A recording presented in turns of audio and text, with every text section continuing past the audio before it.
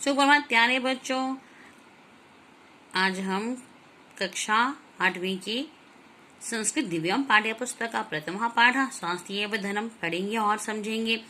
जो स्वास्थ्येव लिखा है ये दो शब्दों को मिलाकर लिखा है।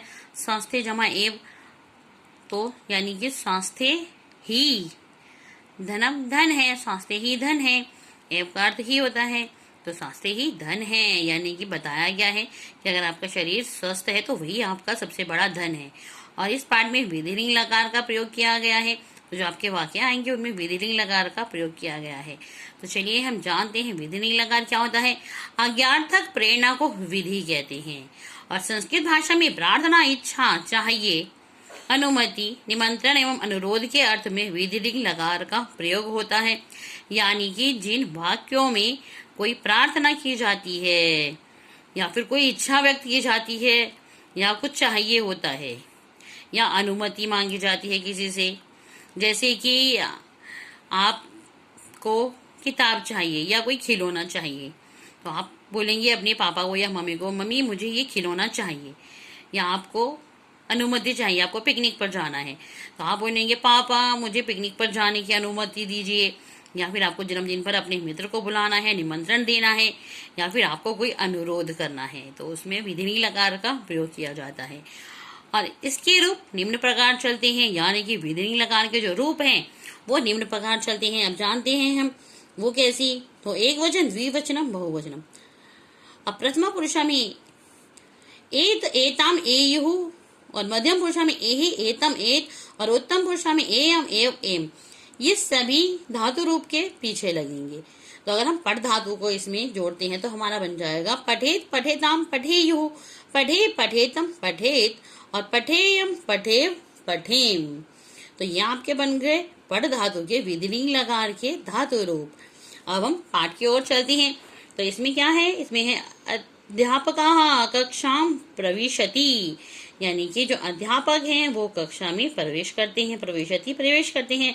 और सर्वे छात्राः उत्थाय अध्यापकं नमन्ति, सर्वे छात्रा यानी कि सभी छात्र, सभी विद्यार्थी, उत्थाय यानी कि उठकर, और अध्यापकम अध्यापक को, नमन्ति नमस्कार करते हैं। अब यहाँ पर नमन्ति लिखा है तो नमति, नमतः नमन्ति बहुवचन का प्रयोग किया गया है नम धातु में, क्योंकि वो सभी छात्र हैं। और अध्यापकः छात्रान् दृष्ट्वा पृच्छति, अध्यापक छात्रान् छात्रों को दृष्ट्वा देखकर पृच्छति पूछते हैं। अध्यापक किम, सर्वे छात्रा उपस्थितः, अध्यापक पूछते हैं क्या, किम क्या, सर्वे सभी छात्र, छात्रः सभी छात्र, उपस्थिता उपस्थित हैं, तो एकः छात्रः एक छात्र बोलता है। आचार्य यानी कि गुरुवर अध्यापक, संजीवः नागच्छत्, कि संजीव नहीं आया, नागच्छत् नहीं आया। और अध्यापक अध्यापक बोलते हैं किमर्थम, क्यों, अपि तस्य गृहे सर्वं कुशलम, कि उसके घर में सब कुछ कुशल तो है। अब राजीव क्या बोलते हैं, नाचार्य नहीं आचार्य, सा तो ऋतुज्वरेण पीड़ितः अस्ति, कि वह तो मौसमी बुखार से पीड़ित है। ऋतुज्वरेण है मौसमी बुखार से पीड़ित है। अतः विद्यालयम नागच्छत्, अतः यानी कि इसलिए विद्यालय नागच्छत् नहीं आया। तब अध्यापक क्या बोलते हैं, एतत् ज्ञात्वा दुःखम अनुभवामि, यह जानकर दुख हुआ। एतत् ज्ञात्वा यानी कि यह जानकर, दुःखम दुख, और अनुभवामि हुआ। वयं स्वास्थ्यस्य नियमानां पालनम अवश्यम कुर्याम, यानी कि वयम का अर्थ है हम सबको, वयम हम सबके लिए लगाया गया था, अहम आवाम वयम, तो वयम यानी कि हम सबको, स्वास्थ्यस्य यानी कि स्वास्थ्य के, नियमानाम नियमों का, पालनम पालन, अवश्यम अवश्य, कुर्याम करना चाहिए, कि जो स्वास्थ्य के नियम होते हैं हमें उनका पालन अवश्य करना चाहिए। अब ध्रुव क्या बोलता है, आचार्य केते नियमः वयम ज्ञातुम इच्छाम, कि आचार्य गुरुवर वे कौन से नियम हैं, केते नियम यानी कि वे कौन से नियम हैं, और वयम ज्ञातुम इच्छाम यानी कि हम सब जानने की इच्छा रखते हैं या जानना चाहते हैं।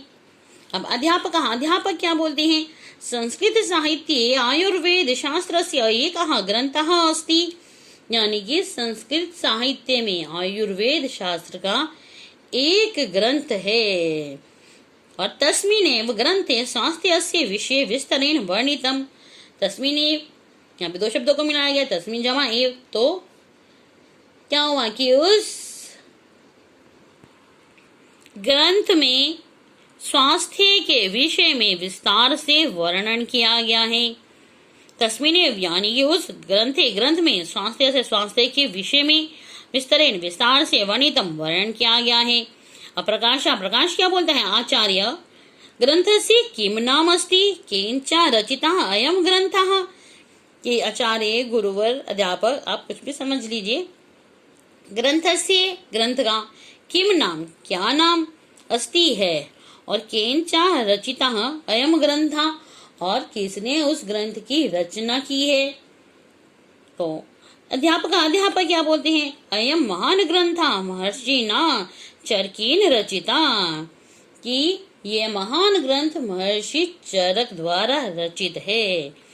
अयम यानी कि यह महान ग्रंथ महर्षि नाम चरकेन।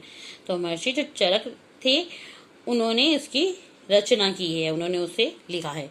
अब ग्रंथस्य नाम चरक संहिता अस्ति, ग्रंथ का नाम चरक संहिता है। अद्यापि चिकित्सकः एतम ग्रंथम ज्ञानवर्धनाय पठन्ति। अब इसका अर्थ है अद्यापि, आज भी। अब यहाँ पे अद्य जमा अपि दो शब्दों को मिलाकर अद्यापि बनाया गया है, यानी कि आज भी चिकित्सक, यानी कि चिकित्सक कौन होते हैं, जो चिकित्सा करते हैं, डॉक्टर होते हैं। तो वो इस ग्रंथ को, एतम ग्रंथम, इस ग्रंथ को ज्ञानवर्धनाय, अपने ज्ञान को बढ़ाने के लिए पठन्ति पढ़ते हैं। स्वास्थ्य एव धनम अस्ति, स्वास्थ्य ही धन है। और शरीरेण स्वस्थः जना एव सुखम अधिगन्तुं पठितुं क्रीडितुं धनम अर्जितुं देशं च उन्नयितुं समर्थः भवन्ति। शरीर से स्वस्थ लोग ही सुख पूर्वक रहने, पढ़ने, खेलने, धन कमाने तथा देश की उन्नति करने में समर्थ होते हैं। अब देखा, जो लोग शरीर से स्वस्थ होते हैं वही लोग सारे कामों को कर सकते हैं।